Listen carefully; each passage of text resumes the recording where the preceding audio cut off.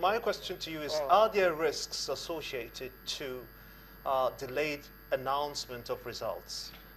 Basically, there is time frame within which results must be announced, and after the elections, Jega had promised that 48 hours from the close of polling, results should naturally, be coming in, from the state, and then also, hopefully by with that time, they should be able to announce the result. But also, if you look at the agitation in the land, if you agree with me also that since 1993, this is the first time in Nigeria you are having a contentious election of this nature. Even the election of 1993 was not this, rancorous. It was easier for people to say in 1993 that SDP could carry the day because of the clout of the candidate also. But this, you have a situation where the candidates, you look at the incumbent and then you look the main opposition candidate, you would say, look, these are candidates with almost equal strength. Right. And then you look at the parties also. And then quickly, coming to the figures you're talking about, with that, there's a lot of agitations. People are expectant. I know some people that had not been since Saturday that had not been able to, have a proper sleep because they are waiting for the result. And that's why also the INEC chairman had said, look, there is a channel for releasing results. And so most of these results flying on the social medias, people should be careful, and they should take this result with a pinch of salt. And then coming to the figures, like you would say, let's take it to the man on the street.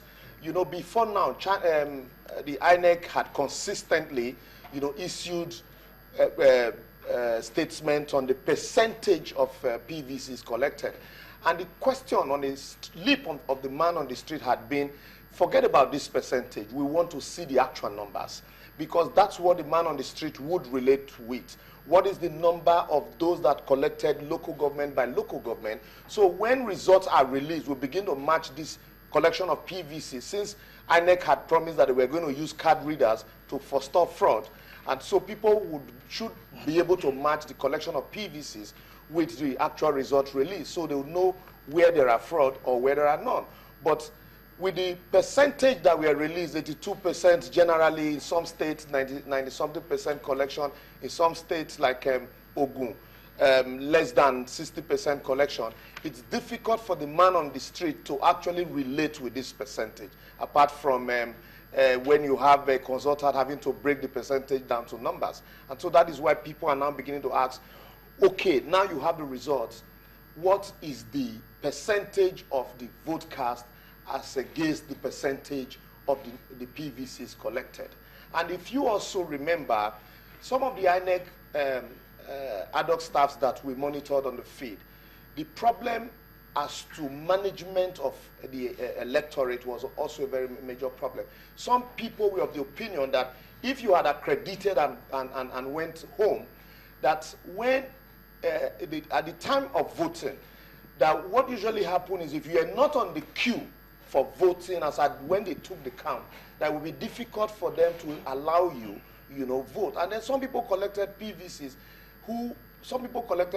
are just, they saw the PVC as an identity card and not an instrument for voting, and so they were really not interested.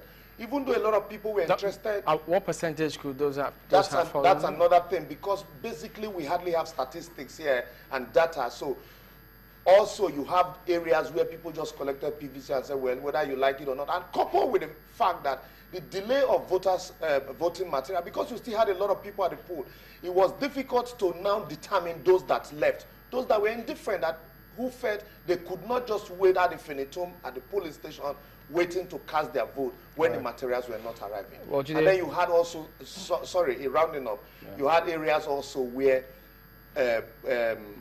voting was cancelled, polling stations where voting was cancelled. And the largest we've seen so far is Nasarawa State, where you had about 8 polling units cancelled. And so all of this, if you put all of these figures together, it will affect the total number of vote cast. Well, Larry did say there that what people also want to hear, part of it is who's leading who may clinch what. But with the 8 o'clock, maybe when, is it 12 or 18, are able to eventually come forward for their own coalition, it may change. But what we have now, the figures, is I think the PDP also raised it, and I did ask the APC candidate spokesperson about that figure. You did you did an addition of all of those.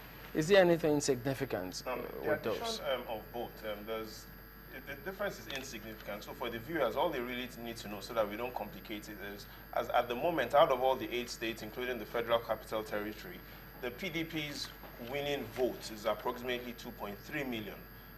The APC's winning vote is also approximately 2.3 million. Yes, there are a few hundreds up and down, but there's clearly no winner and no loser at the moment.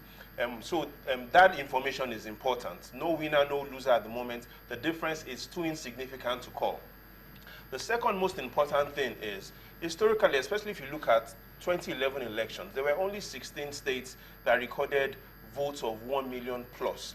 None of those 16 states have been released at the moment. So we need to wait until 8 p.m., hopefully, when we get the results of these key 16 states that most likely will determine the results. All right, Jide, let me quickly ask you. I know we've engaged you so many times, breaking down some of these figures and making sense of how the election might pan out and all of that. From the 9 results that we've seen, and the fact that how the 2011 results came in, and the results split across the region, I mean, basically the south and the north.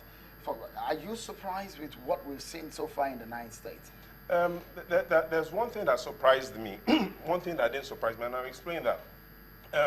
Right now, we have one result that has been released in the southeast, and that's Enugu State, where out of the 573,000 votes, the president polled 553,000. Excuse me, if you work that out, the president scored 96% of the votes in Enugu State. But if you look at the previous election in 2011, out of 114,000 votes, the president got 802,000 votes. In simple terms, the president scored 99% of votes in Enugu. So what is happening in Enugu isn't different from what had happened previously. In fact, if you look at it in strict terms, the president's winning rate this time around has declined. Last time in Enugu, he won 99% of the votes. This time, he's won only 96% of the votes. But what is important is to look at what has happened in the Southwest. In the Southwest, we have 5 of those states out of 6 results released. And historically, the Southwestern man doesn't come out to vote. 2011 figures, only 3 out of 10 registered voters came out to vote. In Ogun State, during the last election, the voter turnout rate was only 28%. This time, Ogun State has 47% turnout rate. Irrespective of the poor lowest distribution Even rate of irrespective of the PVC. poor distribution, if you look at the total valid votes scored in Ogun State versus the total PVCs collected, you see a higher turnout rate. So what we clearly understand from the results that have been released, especially in the Southwest this time around, is that there was more enthusiasm from the Southwestern region, the Southwestern region. More people turned out to vote, and a particular trend that had been occurring in the Southwest has totally changed. And what do I mean by that trend? In 1999, for example, the total vote cast in the Southwest region was only 5.4 million. Then in 2003, it declined to 4.2 million. Then in 2011, it further declined to only 4.6 million. Now, we have 2.9 million votes counted within the Southwest region without even Lagos. So right now, we are most likely going to see a significantly higher turnout. Once the Lagos figures come in, we're going to be able to see possibly 5 million plus votes this time around from the